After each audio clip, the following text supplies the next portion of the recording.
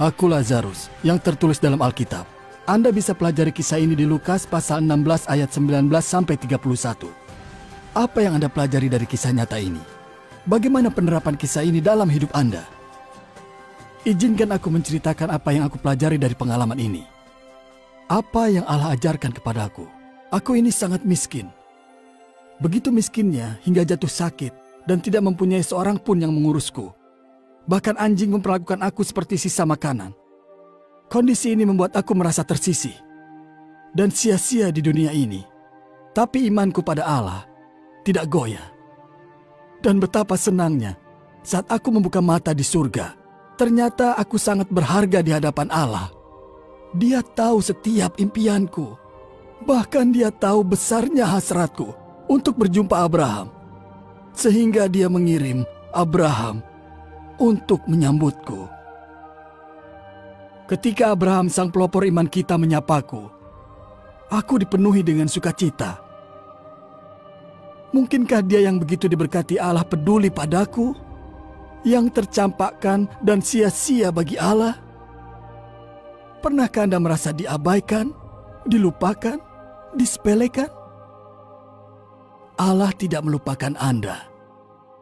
Dimanapun Anda berada, siapa diri Anda, atau apapun yang akan Anda hadapi, ternyata Allah tidak melewatkan seorang pun. Kisahku membuktikan tiada yang bisa memisahkan kita dari kasih Allah.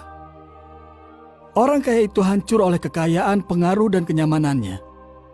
Hewan peliharaannya diperlakukan lebih baik daripada aku. Ia mencintai hal dunia dan menikmatinya sepanjang hidupnya. Ada hari-hari saat aku mempertanyakan apa Allah tahu dia tidak memberi sisa makanan dari mejanya. Sekarang aku tahu, Allah menyaksikan. Orang kaya itu selalu merasa bangga dan sombong, bahkan setelah ia di neraka. Tahukah Anda, ia memintaku untuk melayaninya, karena ia terbiasa dilayani orang lain. Neraka penuh dengan orang yang ingin dilayani. Tapi karena ia telah dilayani di bumi, Abraham mengatakan bahwa ia telah menikmati kenikmatannya dan semuanya telah berakhir. Aku belajar betapa pentingnya bagi Allah kalau kita melayani orang lain semasa di bumi, terutama bagi yang lemah dan menderita. Kisahku menggambarkan bagaimana Allah ingin kita memakai uang, harta, dan pengaruh. Jadi jelas, kita diberi waktu singkat di bumi untuk diuji bagaimana kita menggunakan pemberiannya untuk diri sendiri atau orang lain. Tidak salah untuk memiliki harta atau menjadi miskin. Adalah salah jika kita tidak melayani sesama.